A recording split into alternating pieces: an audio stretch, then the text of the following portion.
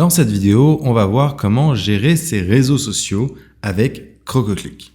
Alors pour trouver la gestion des réseaux sociaux, il faut aller dans Marketing, dans l'onglet Marketing, et ensuite dans le planificateur social ici. Donc là, comme c'est la première fois que j'y vais, je n'ai encore connecté aucun réseau social. Donc je peux cliquer pour connecter Facebook, Instagram, Google My Business, LinkedIn, Twitter, donc, qui maintenant s'appelle X, ou TikTok. Ici, je vais cliquer par exemple sur Facebook. Et ce qui va se passer, c'est que je vais avoir un nouvel onglet qui va s'ouvrir et qui va me demander de me connecter avec mon adresse Facebook.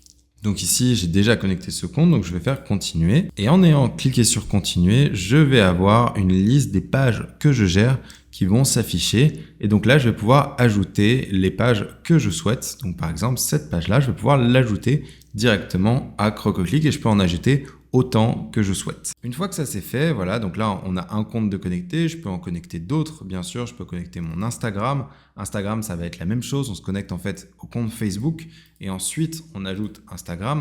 Donc là, je vais me connecter à mon compte Facebook encore une fois. Et cette fois, je vais pouvoir sélectionner un compte, donc par exemple celui-là, voilà, un compte Instagram, et il sera ajouté également à Crococlic. Donc là, j'ai mes deux comptes qui ont été ajoutés, je vais pouvoir cliquer sur commencer. Bien sûr, si j'ai oublié d'ajouter des comptes ou si je veux en ajouter plus tard, je peux le faire depuis l'interface de Crococlic. Il me suffit de cliquer ici et là, je peux ajouter un nouveau compte. Sachant qu'on peut intégrer des pages pro Facebook, on peut aussi intégrer des groupes pour publier directement sur les groupes. On peut intégrer donc Instagram, on l'a vu, Twitter, X, TikTok, Google My Business. Voilà, on peut intégrer pas mal de plateformes sur Crococlic. Ensuite, ici, j'ai accès au planificateur. Comment fonctionne le planificateur ? Bien, soit je clique ici pour créer un nouveau post, ou soit je clique ici pour ouvrir le planificateur sous forme de calendrier. Et là, je vais pouvoir sélectionner une date, cliquer sur le plus, et je vais pouvoir créer mon post. Pour ce faire, il faut que je sélectionne un réseau ou plusieurs.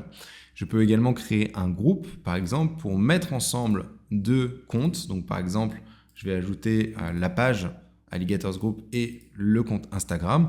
Et comme ça va créer un groupe et je vais lui donner un nom, groupe par exemple test. Et je pourrais sélectionner par défaut ces deux canaux juste en cochant le groupe. Donc plutôt que sélectionner individuellement ces canaux, je sélectionne le groupe et mon Instagram et ma page sont directement mis ensemble.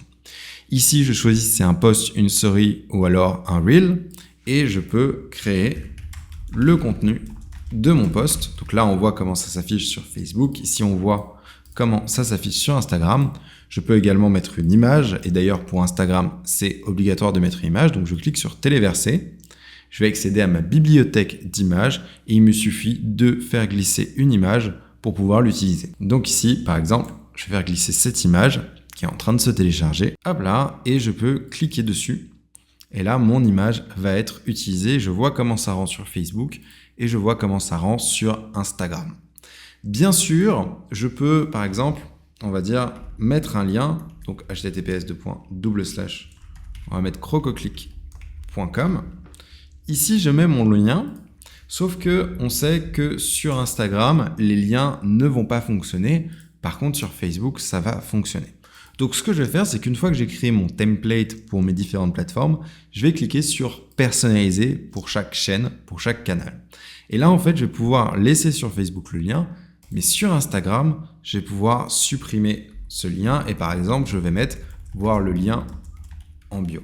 Et donc là, en fait, j'ai différencié le post sur Facebook et différencié le post sur Instagram, mais j'ai pu gagner du temps en fait en créant au départ mon modèle. Également, petite fonctionnalité qui est intéressante, c'est la fonctionnalité de commentaire des suivis. En fait, ça permet de mettre le premier commentaire sous son propre post. Donc, voici mon premier commentaire, par exemple. Et on le voit ici et on le voit ici. Voilà, donc ça, c'est une fonctionnalité qui est très intéressante pour pouvoir, on va dire, approfondir son post en ayant déjà un premier commentaire. Également, une fonction qui peut-être va vous intriguer, c'est la fonction de gras et d'italique. Comment ça se fait qu'on peut avoir du gras et de l'italique alors que normalement il n'y en a pas sur les plateformes comme Facebook et Instagram ?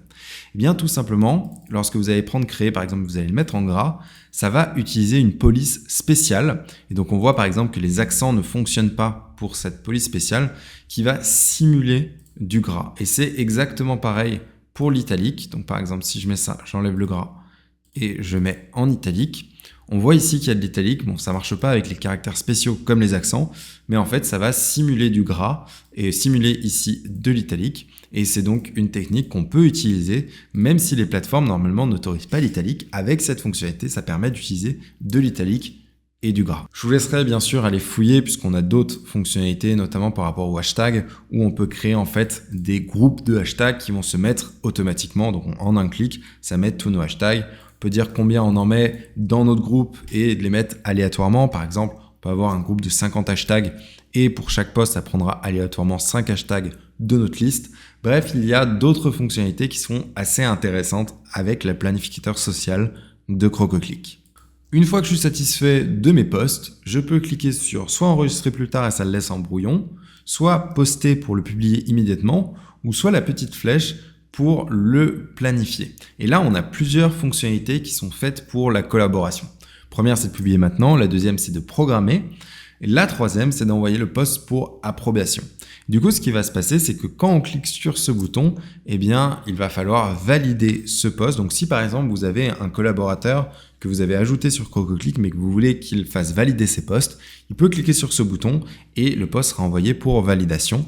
Et enfin, la dernière fonctionnalité, c'est de programmer des publications récurrentes.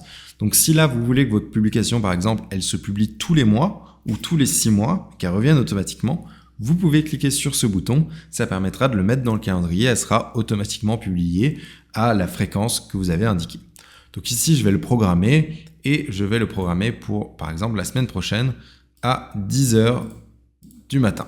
Et là, je fais programmer le post.